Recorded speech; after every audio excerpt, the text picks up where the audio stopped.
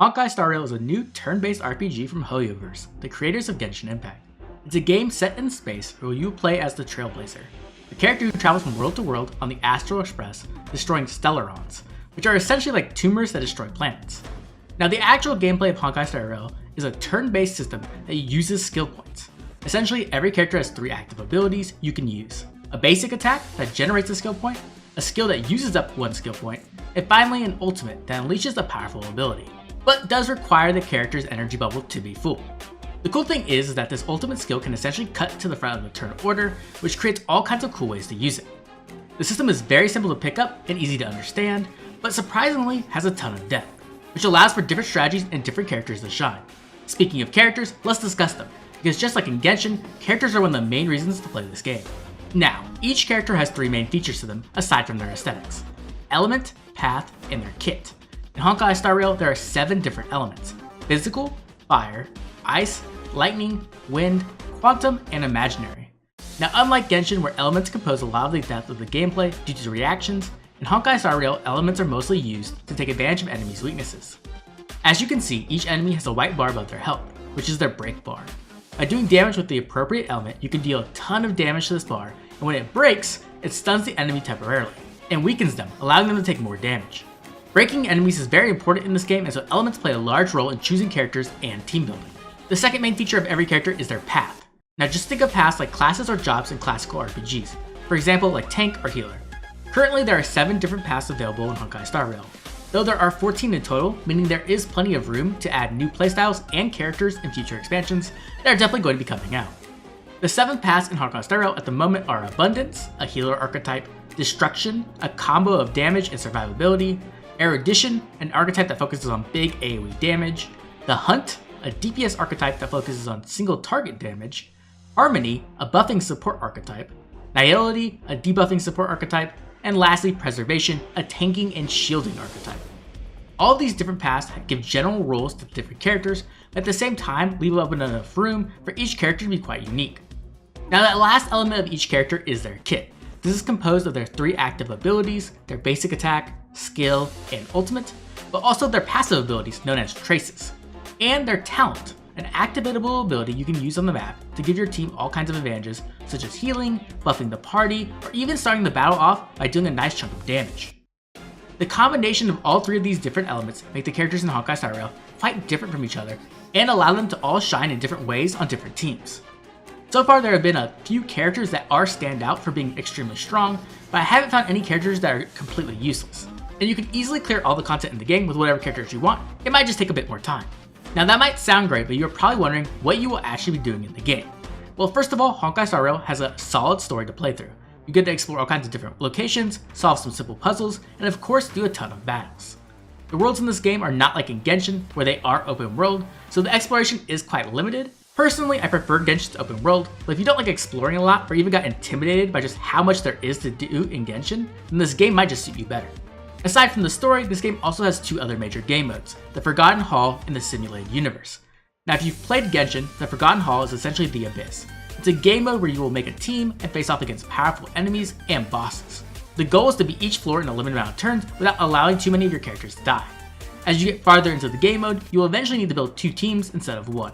The later stages of the game mode do reset every couple of weeks to offer players new challenges and more rewards. This is essentially the exact same thing as the Abyss. It can be a bit challenging when you first start, but eventually it should be quite easy. And overall, it doesn't have a ton of depth, but the other game mode, Simulated Universe, is really cool in my opinion. This is a roguelike game mode where you will build a team and explore a simulated world with a goal of defeating a big boss at the end. But what makes this game mode so interesting is the amount of choice and replayability it offers. When you start the game mode, you will get to choose a path, just like the jobs or classes each character has. These paths will offer unique buffs and effects to your entire team, and every time you defeat an enemy, you will get to choose another buff to add to your package. This allows for all different kinds of ways to tackle each challenge and different ways to power up your team. There are also cool items called curios you can collect that can drastically change your strategy while in the game mode and really add an element of chaos and a bit of fun to it. Overall, this is a game mode that really made me fall in love with the game and is honestly just a ton of fun to play over and over again. Even after collecting all the weekly rewards, I just can't stop playing it. Honkai Star Rail is barely a week old, so we don't know the exact schedule for new content releases or events, but if it's anything like Genshin Impact, we should be getting new events almost every week, and new content patches about every 6 weeks, meaning we shouldn't be waiting long for new content. Of course, when discussing any gacha game, we have to talk about the gacha itself and how free-to-play friendly this game really is. The first thing I want to say is that this game, so far, does not have any PvP whatsoever. This game is extremely casual friendly, even more so than Genshin, because there is no PvP, rankings, or anything like that. There's absolutely zero reason to feel like you need to spend money on the game or to pull the newest character. All of the content is easy enough that it can be cleared with the free-to-play units, it will just take some time to power up and to collect some gear. Before we jump into the gacha itself, let's discuss the free-to-play characters. Surprisingly enough, the free-to-play characters are very powerful. The Trailblazer, the avatar main character, is really good once you get the fire form. March 7th is a great shielder, and Don Hung is a very solid DPS. The game really sets you up to succeed. Just like with Genshin, there is no real need to roll for the newest 5 stars, but just like in Genshin of course, Honkai Star Rail does a really good job at making the new characters cool and appealing, so you will want to pull them. When it comes to the actual gacha mechanics itself, I find it very free-to-play friendly. In fact, it's even better than Genshin's gacha. First of all, there is a beginner banner for new players that guarantees a 5-star character within 50 rolls, and just by playing through the story, you will easily reach that 50 pretty quickly. This guarantees every account will have at least one all-star character to build a team around. Now the other 3 permanent banners are the event banner, which features the new 5-star character, the light cone banner, which is essentially where you can roll for 5-star weapons, and then finally the standard banner, which is where you can spend your free-to-play rolls. Both the event and standard banner have a hard pity of 90 rolls, which guarantees a 5-star, while the light cone banner has a hard pity of 80 rolls. Now when you roll a 5-star character on the event banner, you have a 50% chance of getting the main character on that banner. And if you don't get them, then you are guaranteed to get that character on the next 5-star you pull. In my opinion, this is a great system, because it allows players to save up enough rolls to absolutely guarantee the character they want, even with some bad luck. We saw this system in Genshin, I think it's overall quite fair. Now the light cone or weapon banner is a bit different. When you roll a 5-star here, you have a 75% chance to get the main light cone of that banner. And if you don't get it, you're once again guaranteed to get it on your next 5-star roll. This is a massive improvement over Genshin's weapon banners, where there are always 2 weapons on rate up first of all, and then you need to roll 3 5-stars to guarantee the weapon you want. I think this is a great change and should make it much easier to get the weapon you want within a minimal amount of rolls. And then finally there is the standard banner.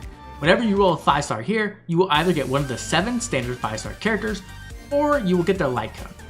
The really cool thing about this banner is that after rolling 300 times on it, you just get to choose whatever character you want for free. Now, 300 is a lot of rolls, and something that free-to-play players won't reach for probably a year or so, but even then, it's a great way to add the exact character you need to your account, and by then you should know who you want. Honestly, it's a great free-to-play friendly feature, and something I wish they would have added in Genshin. So overall, should you play Honkai Star Rail?